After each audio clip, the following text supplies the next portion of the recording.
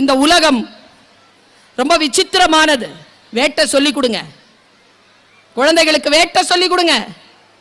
ஒரு சீத்தா புலி தன் குட்டிக்கு வேட்டை சொல்லி கொடுக்குது.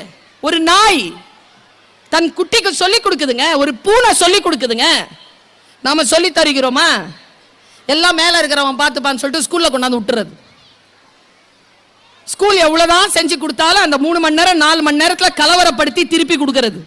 புறா கூட்டத்தினுடைய தலைவன் ஒரு இளைய புறா கிட்ட ஒரு கேள்வி கேட்கிற மாதிரி ஒரு கதைங்க. யாருக்கிட்ட ரொம்ப பயந்து இருக்கணும்?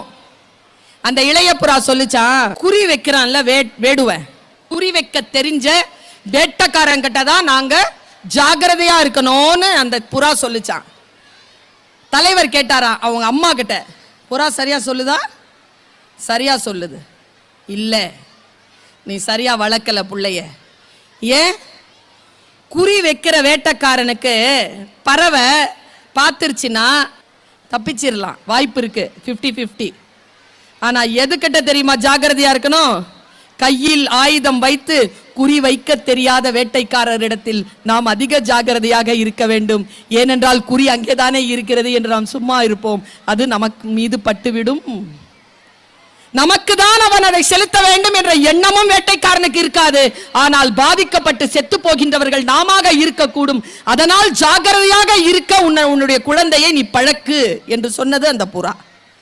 சாதாரண கதையாத்தான் இருக்கும். ரொம்ப ஆழமா யோசிச்சு பாருங்க. சமீபத்தில் ஒரு சக்க போட்டுச்சு ஒரு திரைப்படம். இந்த குழந்தை கிட்ட கேட்ட என்னப்பா படம்னு, கரெக்டா சொல்றான். சரி, எந்த படம் வந்தாலும் அந்த படத்தினுடைய டைரக்டர், இசை அமைப்பாளர், பாடகன், பாடகி முதற்கொண்டு எல்லாரையும் தெரியுது இல்ல. லியோ படத்தினுடைய டைரக்டர் தெரியுது, ஜெயிலர் படத்தினுடைய டைரக்டர் தெரியுது. ஆனா இஸ்ரோ அமைப்பின்கான டைரக்டர் சோம்நாத்னு தெரியல. என்ன நடக்கும் தெரியுமா? அந்த டைரக்டர் புகழ் பெறுவார், அந்த டைரக்டருக்கு அதிகமா பணம் கிடைக்கும், அந்த டைரக்டர் நிறைய சம்பாதிப்பார். நான் அடுத்து சொன்னல இந்த இஸ்ரோ அமைப்பு மாதிரியான அமைப்புகள் யார் டைரக்டர்? இதை தெரிஞ்சுக்கிட்டா என்ன நடக்கும்னா, நாம நிறைய சம்பாதிக்கலாம், நாம நிறைய பயணம் பண்ணலாம், நாம் நிறைய உயர்வுகளை அடையலாம், நாம் விழிப்புணர்வோடு இருக்கலாம். யாரை தெரிந்து வைத்திருக்கிறோம் என்பதில் கவனமாக இருக்க சொல்லுங்கள் உங்க குழந்தைகளை.